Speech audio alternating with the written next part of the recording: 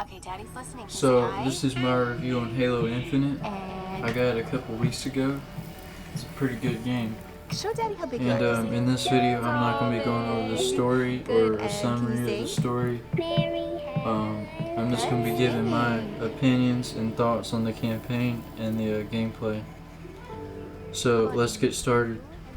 The open world concept works really good in this game. 343 pulled it off really well. The lack of invisible walls and barriers was impressive. I only hit one kill timer, and that's when I flew straight up for about 5 minutes straight in a Banshee.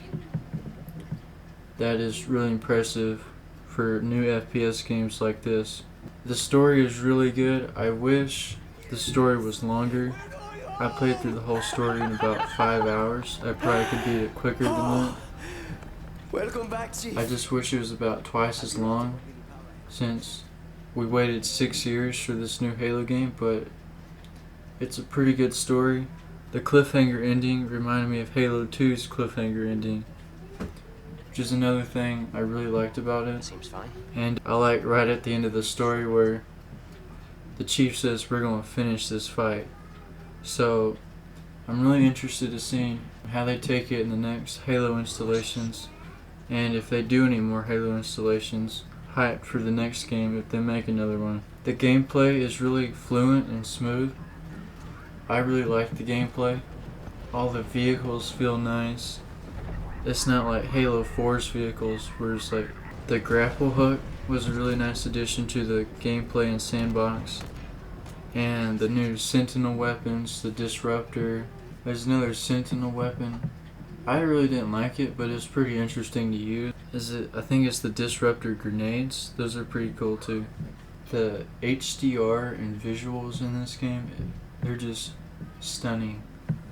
I've never seen a game that looks this good before. Especially on a last gen console. I was playing on my Xbox One S, 4K HDR10. It looks pretty good. I can't wait to get a next gen console and play it on there. And another cool thing I saw while playing through the game was the grunts can melee now. That's a pretty funny addition.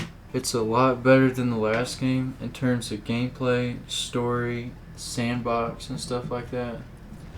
It's so far ahead of the last Halo games. It's just hard to describe. But it's a lot better than Halo 4 and 5. I'll give you that. The optional objectives are pretty cool, like the FOBs, distress signals, and the bounties. Those are pretty cool to do. Just wish they weren't as redundant, because they're all basically the same. Hold out, kill enemies for all of them. Just wish they would have changed that. One thing I would change about the story is there's so many boss battles. Like there's a good 4 to 5 boss battles, I believe, and they're all just redundant. They're just basically the same thing over and over again, and that's one thing I really didn't like about it. I wish the Marines could sit on the Scorpion tank like in Halo 1, 2, and 3, like on the sides. I don't know why they took that out, but they did. The writing and cutscenes in this game are unbelievable.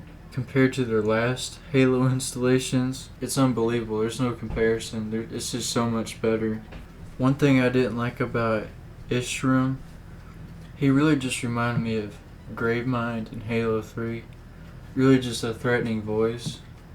I mean, you see him in several cutscenes, just like the Gravemind, and he just talks throughout the game. I really don't like that in Halo 3. I really don't like it in this game either. The armor and upgrade abilities is a really nice addition to the sandbox. I like how they did it sort of like Doom 2016. I really like the upgrades in that game as well. And I really like the upgrades in this game too. The Forerunner structures in this game are just unbelievably stunning to look at. They just look so good. Like the art design and stuff like that. Change about Halo Infinite is I wish we had more backstory about Pelican Echo 216. They really don't give too much backstory about him. And the sprinting in this game just felt really weird. It reminded me of Halo 4's sprinting. I just don't like it. I wish they would have added dual wielding. That's one thing I really miss about the newer Halo installations, is there's no dual wielding. The fan services in this game are really nice. If you're a long-time fan like I am, the memorable quotes from the past Halo games, I really enjoyed it. The cutscene with Dr. Halsey and Cortana was really cool, and was some nice fan service as well. Installing the weapons AI into the old, or Cortana's old spot in your helmet, because you know Cortana's supposed to be there. The music in this game is a lot better than Halo 4's and 5's. It feels more like Halo music than just weird music like what was in Halo 4. In the weapon design, I really like the weapon design of the assault rifle. It looks like Reach's design. The BR, it looks like Halo 2's BR, which is my favorite gun in the Halo series. So if you guys like this video, please consider subscribing to my channel. I really appreciate it. And I hope you guys have a great day.